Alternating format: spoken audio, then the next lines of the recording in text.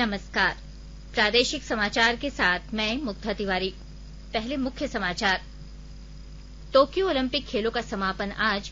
पदक तालिका में भारत 1 स्वर्ण, 2 रजत और 4 कांस्य पदक जीतकर 47वें स्थान पर है। प्रधानमंत्री कल वीडियो कॉन्फ्रेंस के माध्यम से पीएम किसान सम्मान निधि योजना के तहत वित्तीय लाभ की अगली किस्त जारी करेंगे। देश में अब तक 50 करोड़ 62 लाख से अधिक कोविड वैक्सीन लगाए जा चुके हैं। भारत छोड़ो आंदोलन की आज 79वीं वर्षगांठ अगस्त क्रांति दिवस के रूप में मनाया जाता है आज का दिन।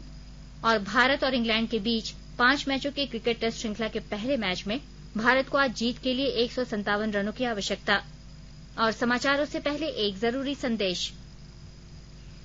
देश भर में 18 वर्ष से अधिक आयु के सभी लोगों के लिए सरकारी केंद्रों में निःशुल्क टीकाकरण अभियान चलाया जा रहा है।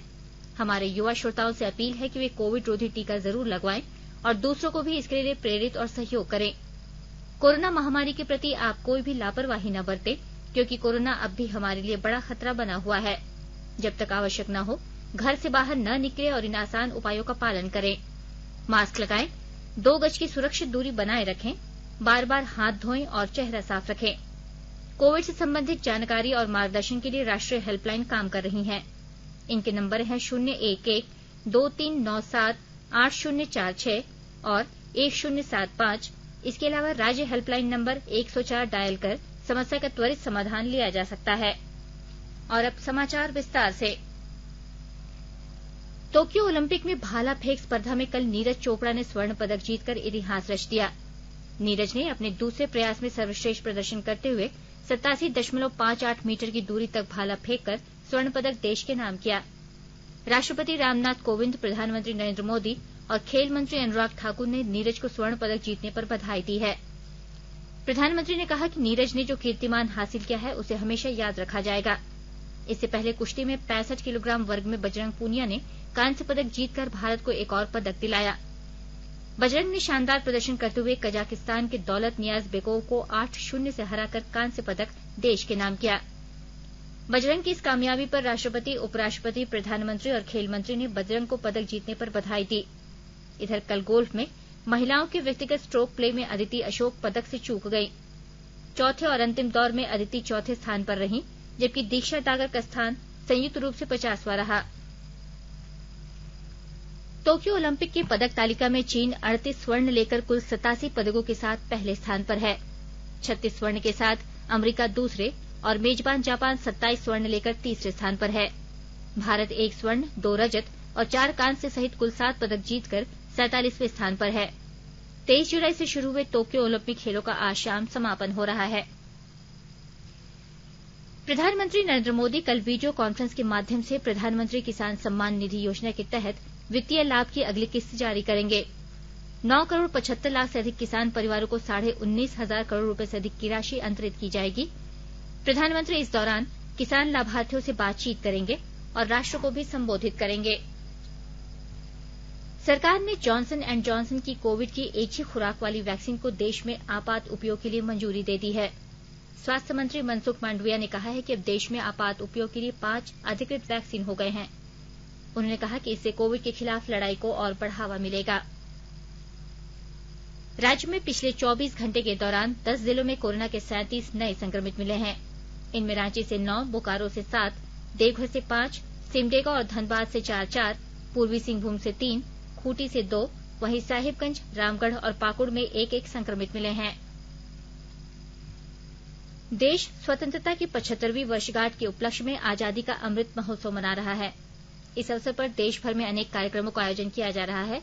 यह महोत्सव जन भागीदारी की भावना से एक जन उत्सव के रूप में मनाया जाएगा।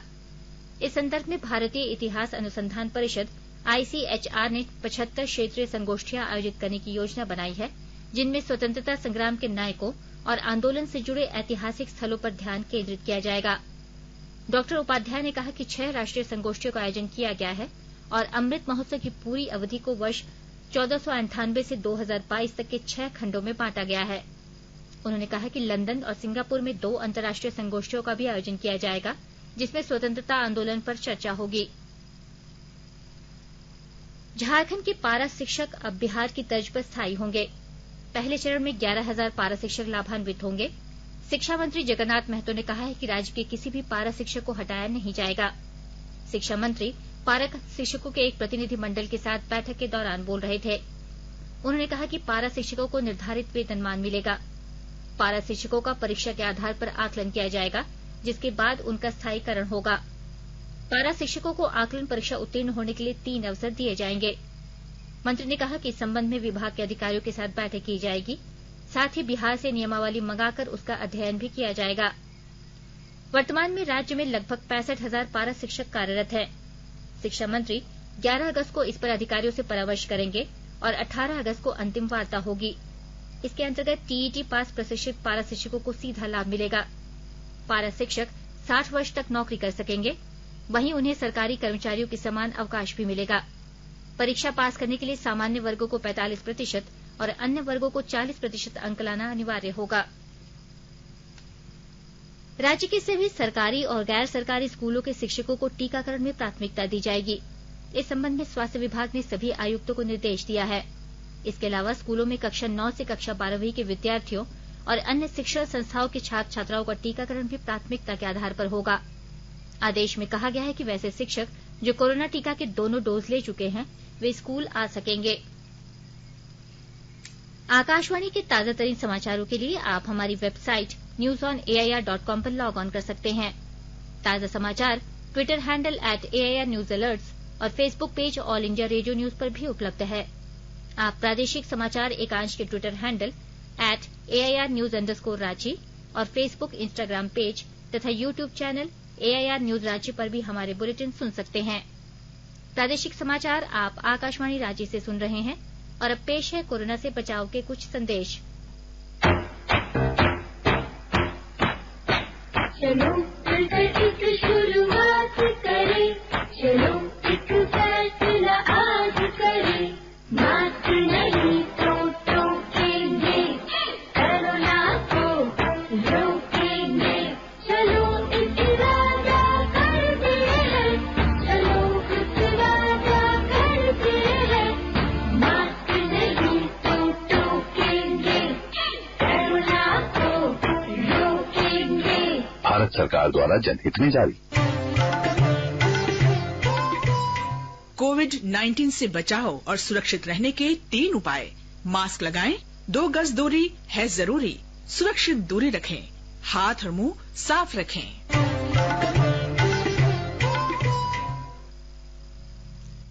केंद्र सरकार कोविड महामारी के दौरान लोगों की सुविधा के लिए बनाए गई राष्ट्रीय स्तर के हेल्पलाइन नंबर के बारे में लोगों को जागरूक कर रही है। सूचना और प्रसारण मंत्रालय अपने विभिन्न विभागों के माध्यम से इन हेल्पलाइन के बारे में जागरूकता बढ़ा रहा है। विभिन्न हेल्पलाइन नंबर इस प्रकार हैं। कोविड संबंधी सवालों के जवाब देने के लिए स्वास्थ्य और परिवार कल्याण मंत्रालय की हेल्पलाइन है 1075, राज्य हेल्पलाइन नंबर है 104, महिला और बाल विकास मंत्रालय की चाइल्ड हेल्पलाइन है 1098, वरिष्ठ नागरिकों के लिए सामाजिक न्याय और आधिकारिता मंत्रालय की हेल्पलाइन है 14567, मनोवैज्ञानिक सहायता के लिए राष्ट्रीय मानसिक स्वास्थ्य और तंत्रिका विज्ञान संस्थान निम्हांस का नंबर है 0804 611 0007, आयुष कोविड परामर्श हेल्पलाइन नंबर है 14443 और माई गव व्हाट्सएप हेल्प डेस्क नंबर है 9013 151515। देश में अब तक 50 करोड़ 62 लाख से अधिक कोविड रोधी टीके लगाए जा चुके हैं। ताजा आंकड़ों के अनुसार कुल 50 करोड़ 62 लाख 18,296 टीके लगाए गए हैं। केंद्रीय स्वास्थ्य मंत्रालय ने बताया कि कल 50 लाख से अधिक टीके लगाए गए। 18 से 44 वर्ष आयु वर्ग में कल 27 लाख 55 हजार लोगों को पहला टीका और 5 लाख से अधिक को दूसरा टीका लगाया गया। टीकाकरण अभियान के तीसरे चरण में अब तक देश में इस आयु वर्ग के 17 करोड़ 54 लाख लोगों को वैक्सीन की पहली डोज और 1 करोड़ 18 लाख से अधिक को दूसरी डोज लगाई जा चुकी है। मध्य प्रदेश, गुजरात, राजस्थान, महाराष्ट्र और उत्तर प्रदेश में इस आयु वर्ग के लोगों को 1 करोड़ से अधिक कोविड रोधी टीके लगाए जा चुके हैं। झारखंड सहित आंध्र प्रदेश, असम, छत्तीसगढ़, दिल्ली, हरियाणा, केरल, तेलंगाना, हिमाचल प्रदेश, ओडिशा, पंजाब, उत्तराखंड और पश्चिम बंगाल में इस आयु वर्ग के 10 लाख से अधिक लोगों को टीके की पहली डोज लगाई गई है। राजधानी रांची में जिला प्रशासन द्वारा जारी सूची के अनुसार कोविशील्ड के 790 डोज ग्रामीण क्षेत्रों में और 1920 डोज शहरी क्षेत्र में लगेंगे। राज्य में अब तक 1,01,66,910 लोगों को कोरोना का टीका लगाया जा चुका है।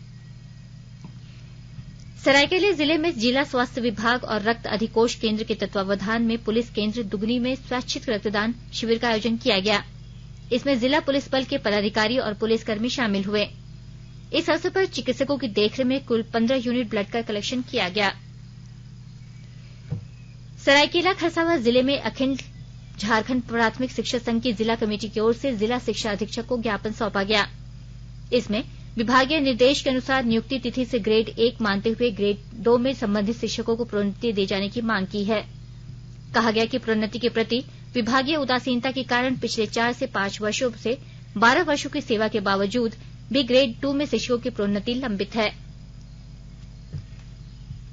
गोड्डा जिले में उप विकास आयुक्त चंदन कुमार की अध्यक्षता में विश्व स्तनपान सप्ताह 2021 को लेकर कार्यक्रम का आयोजन किया गया। इसमें उन्होंने कहा कि हर साल अगस्त के पहले सप्ताह में स्तनपान जागरूकता कार्यक्रम 1 से 7 अगस्त तक आयोजित किया जाता है। यह शिशु और माताओं दोनों के लिए लाभदायक है।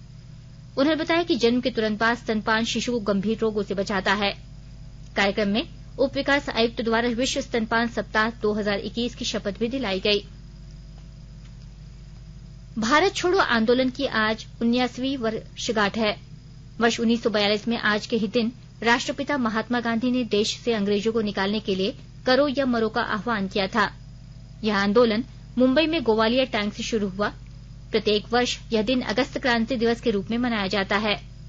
सांस्कृतिक मंत्री जी किशन रेड्डी आज इस अवसर पर भारत छोड़ो आंदोलन प्रदर्शनी का उद्घाटन करेंगे।